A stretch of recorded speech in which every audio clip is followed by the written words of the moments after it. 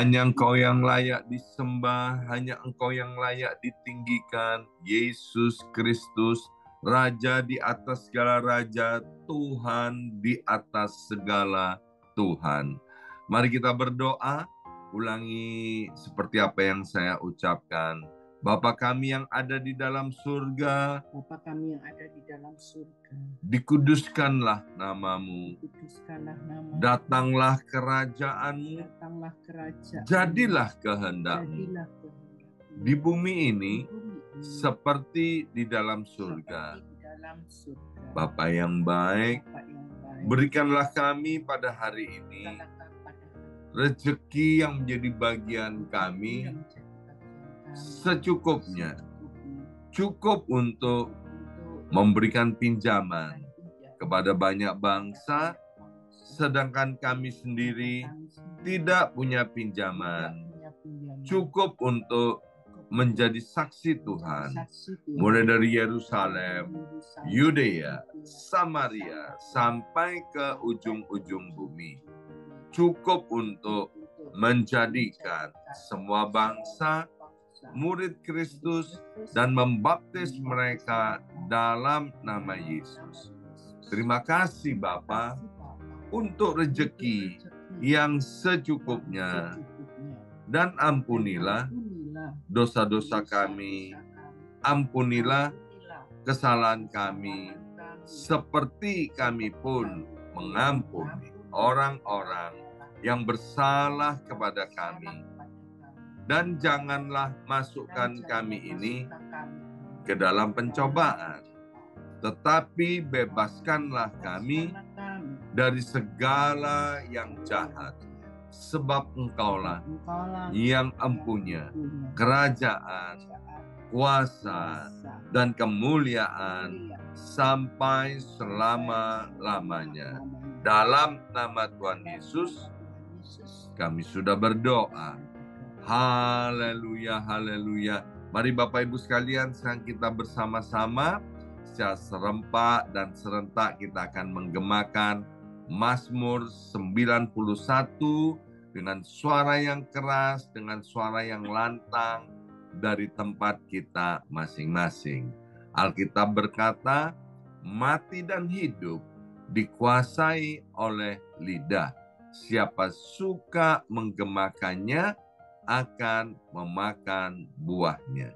2, 3, Mazmur 91. Orang yang duduk dalam lindungan yang maha tinggi dan bermalam dalam naungan yang maha kuasa akan berkata kepada Tuhan, tempat perlindunganku dan kubu pertahananku, Allahku yang kupercayai. Sungguh Tuhanlah yang akan melepaskan aku dari jerat penangkap burung dan dari penyakit sampar yang busuk. Dengan kepaknya Tuhan akan menudungi aku. Di bawah sayapnya aku akan berlindung. Kesetiaan Tuhan ialah perisai dan pagar tembok. Amin, amin, amin. Terjadi di dalam nama Tuhan Yesus.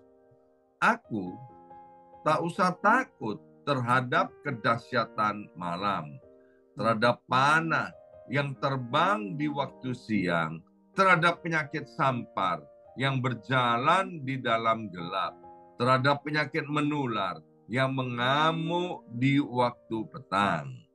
Walau 1.000 orang rebah di sisiku dan 10.000 di sebelah kananku, tetapi itu tidak akan menimpa aku. Aku hanya menontonnya dengan mataku sendiri dan melihat pembalasan terhadap orang-orang fasik. Sebab Tuhan ialah tempat perlindunganku, yang maha tinggi telah kubuat tempat perteduhanku. Amin, amin, amin. Terjadi di dalam nama Tuhan Yesus. Malapetaka tidak akan menimpa aku, dan tulah tidak akan mendekat kepada kemahku. Sebab malaikat-malaikat Tuhan akan diperintahkan oleh Tuhan kepadaku untuk menjaga aku di segala jalanku. Para malaikat Tuhan akan menatang aku di atas tangannya, supaya kakiku jangan terantuk kepada batu. Singa dan ular tedung akan aku langkai. Aku akan menginjak anak singa dan ular naga. Amin, amin, amin. Terjadi di dalam nama Tuhan Yesus. Sungguh hatiku melekat kepada Tuhan, maka Tuhan akan meluputkan aku. Tuhan akan membentengi aku, sebab aku mengenal nama Tuhan. Bila aku berseru kepada Tuhan, Tuhan akan menjawab. Tuhan akan menyertai aku dalam kesesakan. Tuhan akan meluputkan aku dan memuliakan aku. Dengan panjang umur akan Tuhan kenyangkan aku, dan akan Tuhan perlihatkan kepadaku keselamatan daripadanya. Amin, amin, amin. Terjadi di dalam nama Tuhan Yesus. Terima kasih ya Aba ya Bapa untuk kesempatan yang indah dan luar biasa ini. Sebentar kami mau buka hati kami untuk kami mendengarkan kebenaran firman Tuhan. Berkati hamba firman-Mu, Ibu Pendeta Hana Istati Rahayu. Dalam nama Yesus yang siap mendengarkan dan diberkati oleh firman Tuhan, angkat jempolnya ke depan, katakan amin 3 kali. Amin, amin, amin. Salam kebangkitan, salam penuaian. Semangat pagi, semuanya semangat pagi. Apa kabarnya Bapak Ibu semuanya? Iya, senang sekali hari ini Selasa 8 Oktober 2024. Boleh bersama-sama kembali dengan Bapak, Ibu, anak-anak Tuhan yang luar biasa. Ya. Dan hari ini kembali kita akan dilayani oleh hambanya, yaitu Ibu Pendeta Hana Istati Rahayu. Shalom Ibu Jim, apa kabarnya? Shalom, baik luar biasa, semangat pagi. Mantap, silakan Bu Jim. Ya, pada pagi hari ini kita akan belajar satu tema, yaitu berjalanlah sampai puncak imanmu, saudara. Karena di tengah-tengah pergumulan, kita harus jangan sampai berhenti di tengah jalan. Tetapi kita harus tetap berjalan terus maju menuju puncak iman kita. Saudara, semua orang itu pasti mengingini hidup yang nyaman, tenang, bahagia. Tidak ada orang yang mengingini hidup tanpa masalah. Yang membuat tidak tenang, yang membuat tidak bahagia, yang membuat tidak nyaman, ya. Saudara, semua orang ingin tenang di dalam ekonomi, di dalam keluarga. Saudara tidak ada masalah, tidak mengalami kemiskinan. Karena itu banyak orang yang bekerja keras, ya, rajin, giat, jujur, ya, supaya tidak menyusahkan orang, tidak sakit-sakitan. Jaga pola makan kita, kita olahraga, ya, minum vitamin, ya, supaya kita tidak mengalami masalah pergumulan dengan orang lain. Jaga pergaulan kita harus menguasai diri, ngalah, ya, mengampuni, tidak punya temperamen yang tinggi, bila mudah tersinggung, temperamennya tinggi, kita hindari semua itu. Supaya rumah tangga bahagia, kita jaga mulut kita, tidak kasar terhadap pasangan, hidup setia, dan lain-lain. Ini tanggung jawab kita, dan kita harus hati-hati supaya akhirnya kita mengalami hal-hal yang baik. Karena dengan kesalahan-kesalahan kita, keputusan kita, maka hidup kita tidak bisa harmonis. Saudara, kita harus mengalami dan menjauhi semua masalah. Ini adalah standar yang umum. Tetapi banyak orang Kristen yang mengalami hidup tanpa masalah dan memang mereka bertanggung jawab ya mengalami hidup yang baik. Padahal mereka adalah orang-orang yang non-Kristen.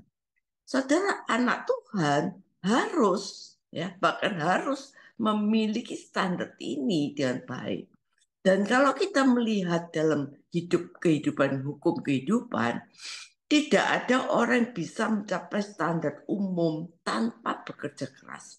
Saudara, kita harus bekerja keras. Dan orang menghindari masalah dan ini dengan akhirnya melibatkan Tuhan. Supaya apa? Kita dipermudah. Ya. Supaya kita dipermudah, kita mendapatkan kenyamanan, kita mendapatkan apa. Karena itu kita melibatkan Tuhan. Tetapi kalau kita hidup terlalu nyaman, ya, membuat orang ini lupa diri, lupa Tuhan, tidak lagi mengandalkan Tuhan, ya, saudara. Dan jika kita mengalami pergumulan, kita mengalami masalah, kita nggak kuat akhirnya, dan kita bisa tidak mempercayai Allah, bahkan meninggalkan Allah. Saudara, beberapa minggu yang lalu kita lihat bahwa anak seorang hamba Tuhan, dia mengalami satu pergumulan, ya. Masih umur 19 tahun, saudara. Akhirnya baru ulang tahun, saudara, dirayakan oleh orang tuanya, didoakan oleh orang tuanya. Saudara, tetapi dalam keadaan hidupnya mengalami pergumulan, dia jatuh melompat dari tingkat 12 dan akhirnya meninggal, saudara. Nah, itu dia tidak mempercayai Allah di tengah pergumulan. Di tengah pergumulan kita harus tetap berjalan sampai menuju puncak iman kita. Karena itu kadang-kadang Allah sering menggoncangkan hidup kita. Supaya apa? Supaya kita kembali dekat, mempercayai Tuhan, mempunyai hubungan dengan Tuhan dengan sungguh-sungguh. Sampai pada akhirnya yang dikehendaki Allah Bapa adalah kepercayaan kita kepada pribadi Allah. Itu berjalan sampai puncak iman kita kepada Allah yang tidak kelihatan ini. Ya, supaya di tengah-tengah masalah yang berat apapun kita tetap percaya. Tidak meragukan Allah. Saudara, kita bisa belajar dari Tuhan Yesus sendiri. Ingatkah saudara apa yang dilakukan Tuhan Yesus ketika di kayu salib?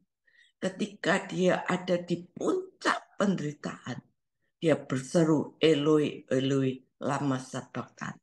Allahku, Allahku, mengapa engkau meninggalkan kami?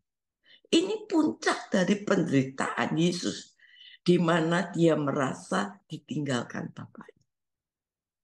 Tetapi Yesus mengakhiri pergumulan itu dengan tetap percaya kepada Bapaknya. Sehingga dia berkata, ke dalam tanganmu kuserahkan nyawaku.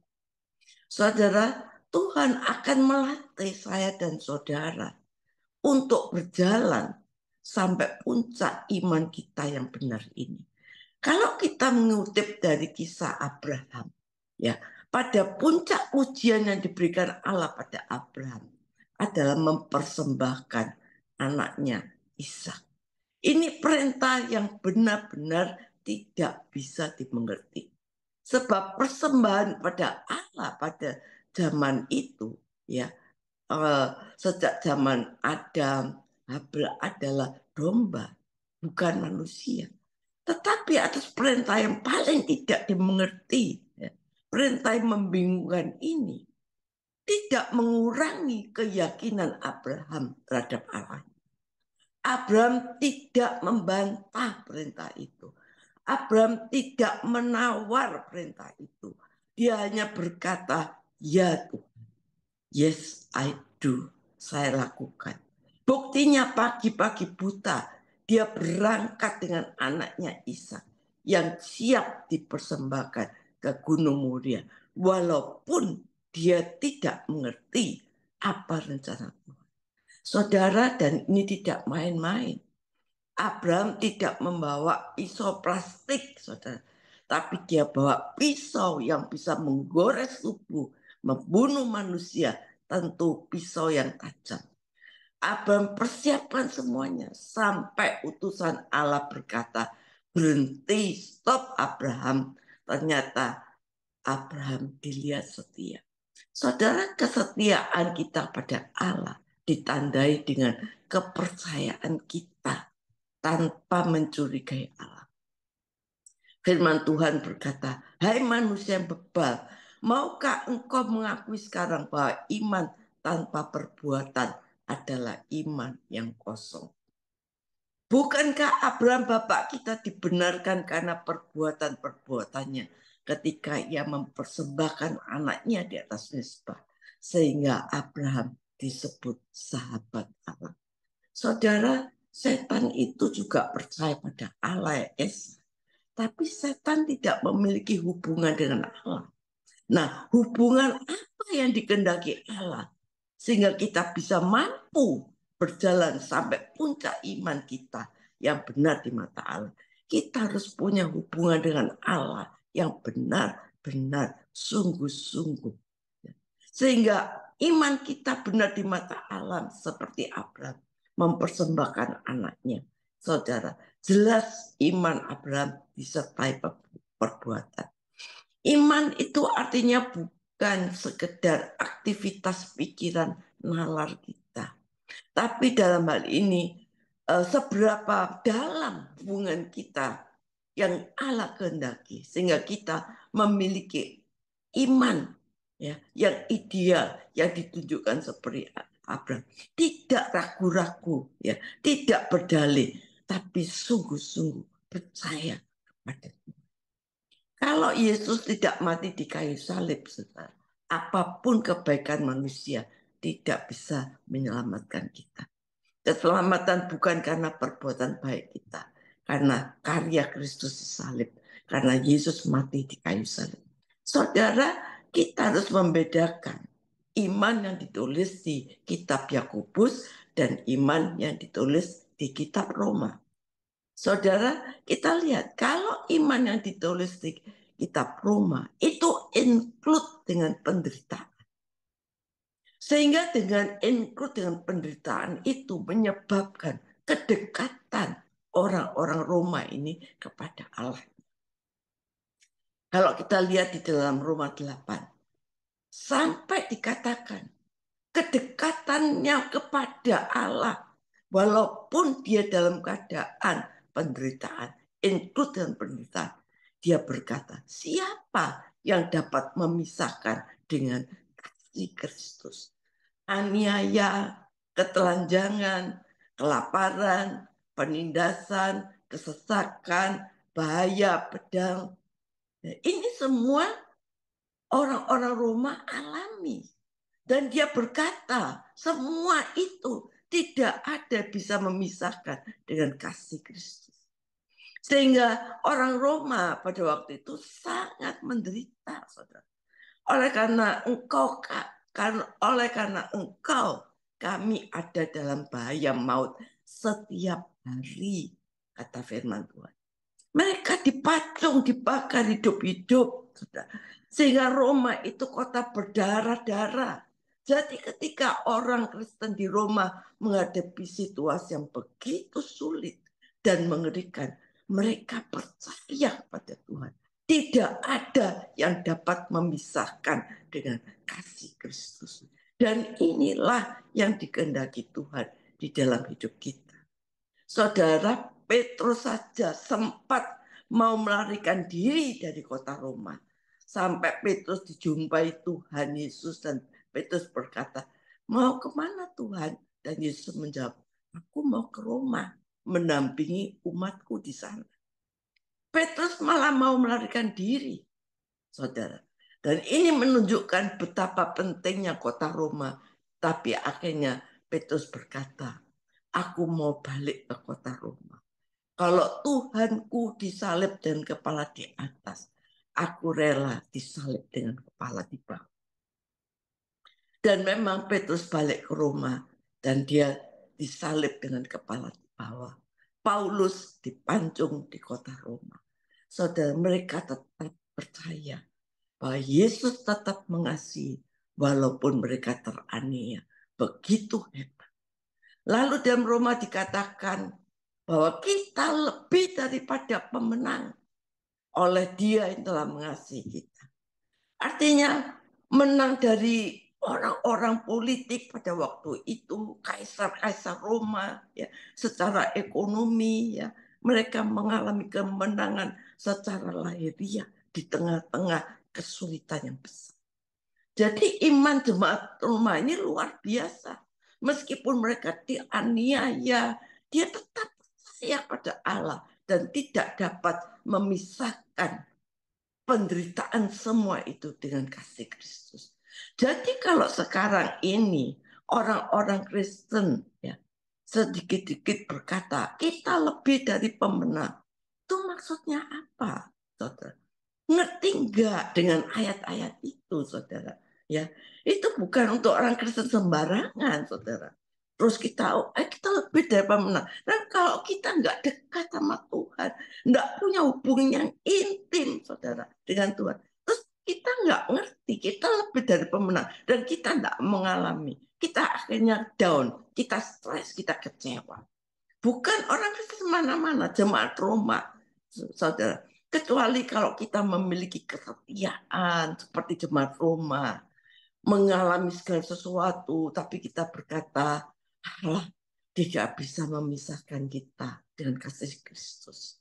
Tidak akan ada semua penderitaan dibandingkan dengan kemuliaan Tuhan. Kalau kita punya itu, saudara, kita bisa klaim kita lebih dari pemenang.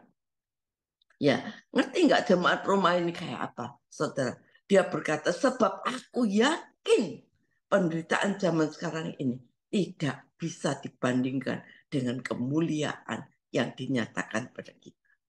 Saudara, bagaimana dengan kita? Apakah kita sampai pada pengertian itu? Sebab itu, apakah yang akan kita katakan semuanya? Jika Allah di pihak kita, siapakah yang akan melawan kita? Intinya, percaya penuh apapun keadaannya. Jika Allah di pihak kita, saudara, pertanyaannya, Tuhan di pihak kita atau enggak? Ya. Sampai di mana Allah di pihak kita? Sampai di mana? Apakah kita ini benar-benar bahwa Allah itu sudah benar-benar di pihak kita? Saudara, betapa miskinnya pengertian banyak orang kalau hidupnya tidak sungguh-sungguh melekat dan betul-betul dalam keadaan apapun percaya pada Tuhan. Saudara, kita lihat seperti Abraham saya katakan, menunggu anaknya itu 1/4 abad loh, saudara. Sudah punya anak suruh disembelih, saudara. Tapi hubungannya intim dengan bapaknya sampai tingkat percayaannya dia tidak meragukan bapak. Saudara, luar biasa, saudara. Oleh karena itu Tuhan sering menggoncang iman kita. Kadang-kala kita ini mengalami sesuatu yang membuat kita gagal. Kita mengalami kadang-kadang ekonomi kita merosot sedikit, ya. Doa kita belum dijawab. Itu melatih iman kita supaya melalui perjalanan-perjalanan hidup kita yang tergoncangkan ini, kita mencari Tuhan. Kita lebih intim dengan Tuhan. Kita mengerti apa rencana Tuhan dalam hidup kita. Saudara, kenyataannya manusia ini, karakter-karakter kita, manusia lama kita itu tidak bisa dibentuk melalui berkat. Saudara, Paulus berkata bahwa ia tidak menyayangkan anaknya sendiri. menyerahkan bagi kita. Bagaimana mungkin dia tidak mengaruniakan segala sesuatu bagi kita yang bersama-sama dengan dia. Saudara, Allah itu nggak bisa dicobai. Tapi Allah itu punya perasaan. Waktu Yesus, bayangkan waktu Yesus berkata, Eloi, Eloi lama sabachthani. Atau waktu Yesus berkata kepada Bapaknya, kalau bisa, bolehkah cawan ini lalu daripada. Tentu Bapaknya ini juga merasa gak tega sebenarnya ya. Tapi Bapak sayang kepada kita semua. Gak, kamu harus disalib. Sehingga terjadilah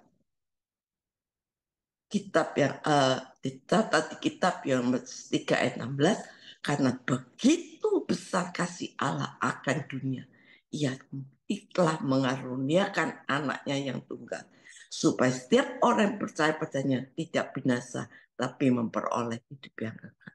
Saudara, di tengah-tengah Yesus itu kita lihat bagaimana kesetiaan Tuhan Yesus teruji. Bagaimana Yesus sebagai manusia seutuhnya. Ketaatannya sampai luar biasa, yaitu kalau boleh cawan ini berlalu, berarti dia dalam keadaan menderita. Saudara. Tapi di puncak penderitaannya, dia tetap percaya pada Allah. Saudara, Bapak di surga itu benar-benar sayang pada kita. Dia ingin kita sehat, diberkati, makmur. Allah bela kita. Siapa yang membela umat pilihannya? Yaitu Allah. Tetapi Allah lebih membela hidup kekal kita.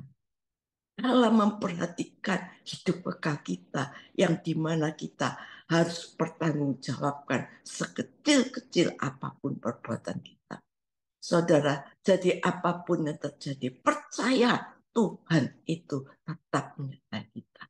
Tuhan itu melatih kita supaya kita punya hubungan intim dengan Dia. Saudara, kadang-kadang kalau kita kepepet, ya kita ini bisa berkata, Tuhan ini ada enggak ya? Ini saudara, kita enggak mengerti. Kalau kita lagi kepepet, kita kadang-kadang meragukan Tuhan ini ada enggak. Saudara, ayo kita percaya Tuhan. Kalau cuma trauma sampai tingkat ketelanjangan, pedang ya, ini bukan iman ecek-ecek, saudara. Bukan iman abal-abal. Karena itu dia dibenarkan karena iman. Karena include penderitaan, saudara. Saudara, firman Tuhan mengatakan, kita ini ada di dalam maut sepanjang hari. Saudara, luar biasa penderitaannya. Tapi saudara, dia berkata, kami dianggap seperti domba sembelian. Semua di Roma 8. Tapi apapun yang terjadi dalam hidup kita, percaya penting bersama Tuhan. Saudara, oleh itu perbesar kapasitas iman. Perbesar kedekatan kita dengan Tuhan. Saudara, ini sama dengan tertulis dalam Mazmur 73. Sekalipun hatiku dan dagingku habis, lenyap gunung batuku, tetap Allah bagianku. Ini sama dengan apa yang dikatakan Abraham.